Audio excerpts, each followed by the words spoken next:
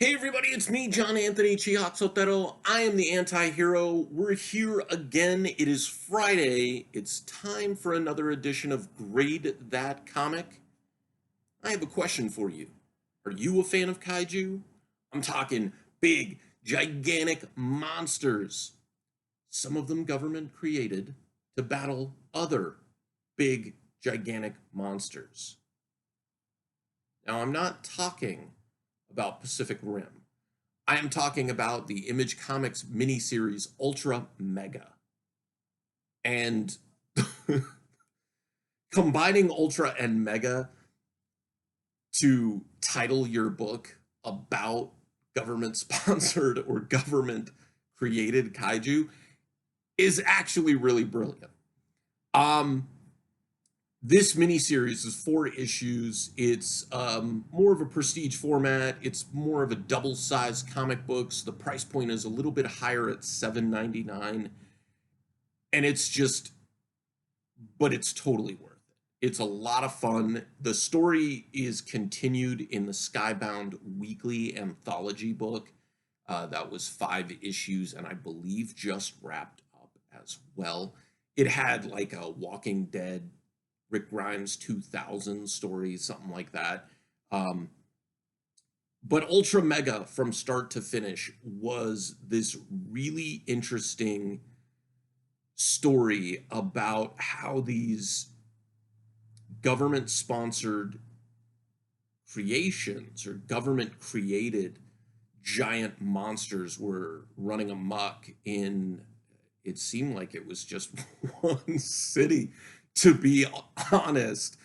And so you kind of start out in the story. It's post-apocalyptic. It's after all these battles have taken place, and it's also in the vein of kind of like a dark comedy, but it's extremely violent. It is extremely graphic in nature, and the artwork is just quirky enough to make it work.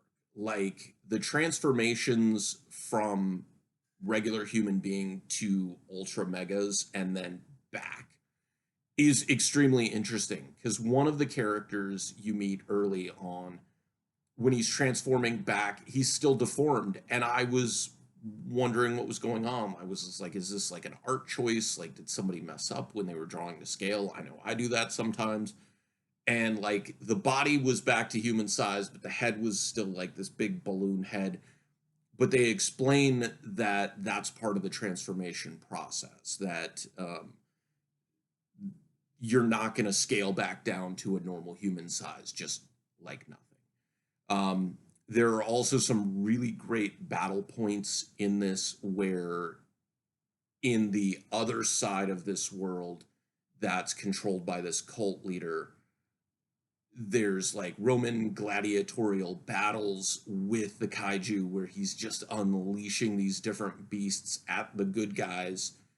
And this book, this miniseries, does not end on a happy note. Kind of seems to be some of the books I've been picking up are not ending on happy notes, but it works with Ultra Mega because you're thinking like all the utter destruction and everything that's going on.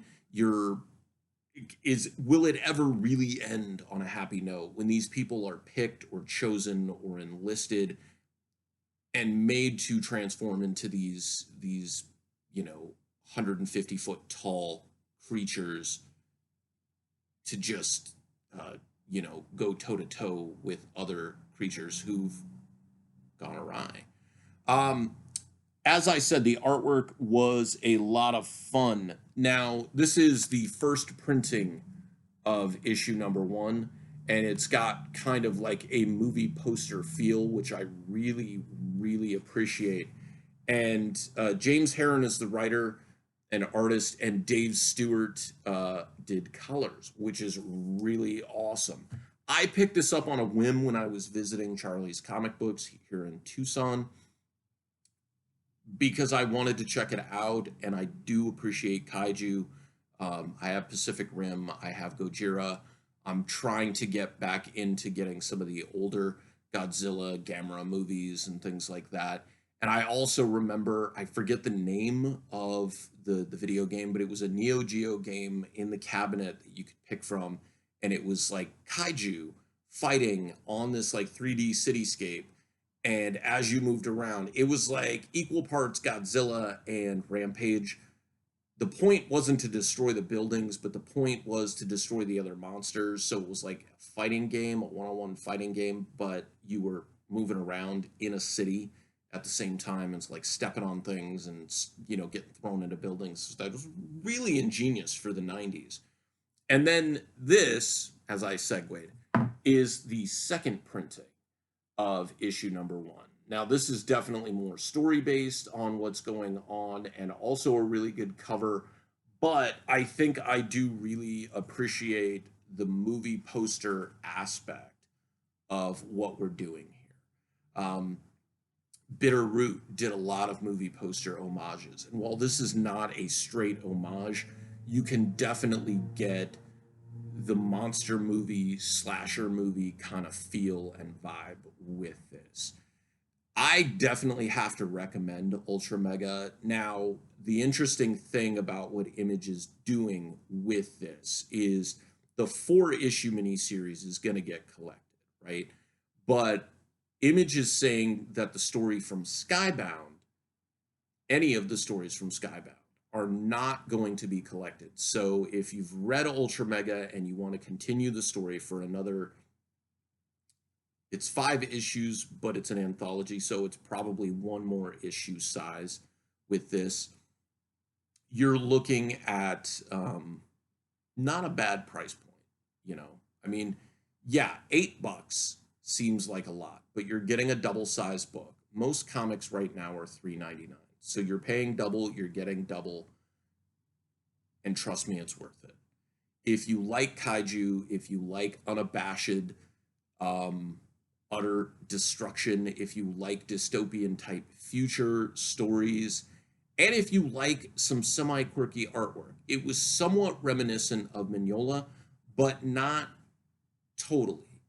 And it's not done in a horror vein. This is done more in a Escape from New York kind of scenario. So UltraMega, amazingly fun. Definitely pick it up if you can find it in the back issue bins. Number 1 is going for a premium right now. But my grade for UltraMega 1 through 4, I have not read the Skybound anthology yet, is a 9.6. So that is near mint plus. And as you know, I just unleashed some slabs on the world and sold one. So I will be putting the link to NonCon in the description below if you want to check out those slabs this weekend. One of them's already been sold. One of them's staying in my PC. But comics are comics, and I love comic books. Anything that gets people reading, even if it's a comic I don't like or appreciate, still a comic book. And so, as I will say with my sign off on these 10-minute or less grade that comics, keep reading comics. See you in the comments. Have a good one.